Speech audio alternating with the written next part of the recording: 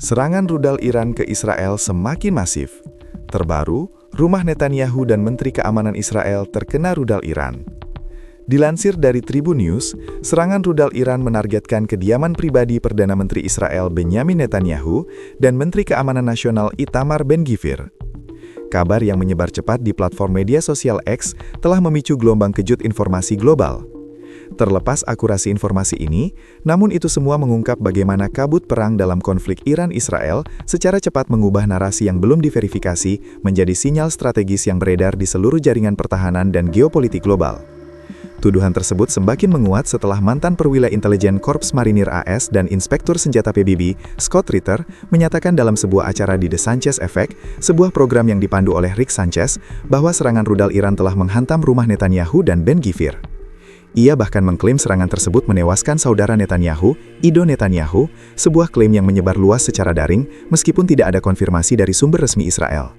Ritter juga mengklaim bahwa rumah Menteri Keamanan Nasional Israel, Itamar Ben-Gvir, turut terkena rudal Iran. Ia menyatakan Ben-Gvir mengalami luka serius dan mungkin tidak selamat dari serangan tersebut, klaim yang segera memicu gelombang spekulasi di media sosial internasional. Mantan perwira intelijen itu juga mempertanyakan laporan yang menyebut Ben-Gvir mengalami kecelakaan mobil. Ia menyiratkan bahwa laporan tersebut mungkin merupakan narasi penutup untuk menyembunyikan serangan rudal yang sebenarnya. Dalam siaran tersebut, ia bahkan berseloroh bahwa rumah Ben-Gvir terbakar dan bercanda bahwa ia mungkin menabrakkan mobil yang ke rumahnya sendiri. Pernyataan-pernyataan ini dengan cepat menyebar di berbagai platform digital, termasuk X, serta Facebook, Instagram, dan sejumlah situs berita alternatif yang sering mempercepat penyebaran narasi geopolitik selama konflik militer berlangsung. Kecepatan penyebaran tuduhan tersebut menunjukkan kerentanan struktural ekosistem informasi modern selama konflik.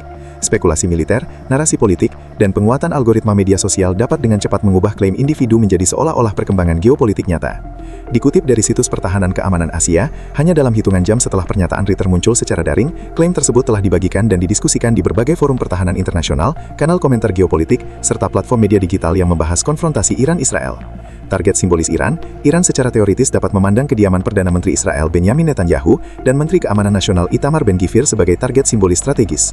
Kedua tokoh tersebut mewakili kepemimpinan politik yang mengarahkan kampanye militer Israel melawan Teheran dan membentuk kerangka kerja operasional konfrontasi Iran-Israel yang sedang berlangsung. Logika di balik penargetan semacam itu berakar pada dinamika balas dendam setelah serangan Israel dan Amerika Serikat dilaporkan menewaskan pemimpin tertinggi Iran, Ali Khamenei, serta beberapa pejabat tinggi militer Iran pada fase awal perang. Operasi tersebut disebut sebagai langkah yang belum pernah terjadinya yang bertujuan membongkar struktur kepemimpinan Iran. Gugurnya Ayatullah Ali Khamenei bersama para komandan tinggi pertahanan dan intelijen Iran lainnya secara mendasar mengubah lingkungan strategis konflik.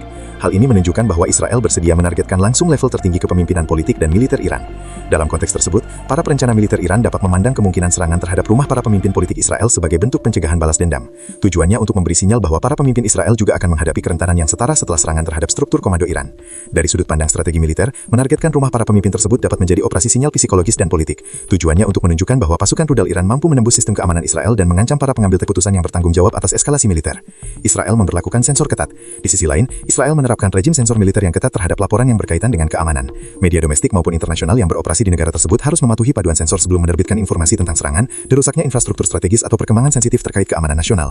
Artinya, jika dampak kerusakan atas serangan Israel dan Amerika Serikat ke Iran secara mudah diakses di media sosial atau pemberitaan arus utama, tidak demikian dengan Israel. Tel Aviv berupaya menutupi dampak kerusakan akibat serangan rudal-rudal Iran. Israel tidak ingin bukti serangan Iran dapat bermonogroid smart fever, moral publik, stabilitas politik, atau persepsi terhadap efektivitas sistem pertahanan Israel. Struktur sensor tersebut memberi kewenangan kepada otoritas keamanan Israel untuk menunda, menyunting, atau bahkan memblokir laporan media mengenai insiden sensitif. Hal ini dapat menciptakan celah informasi yang pada akhirnya memicu spekulasi, misinformasi, dan penyebaran narasi yang belum diverifikasi di ekosistem media digital global selama konflik berlangsung.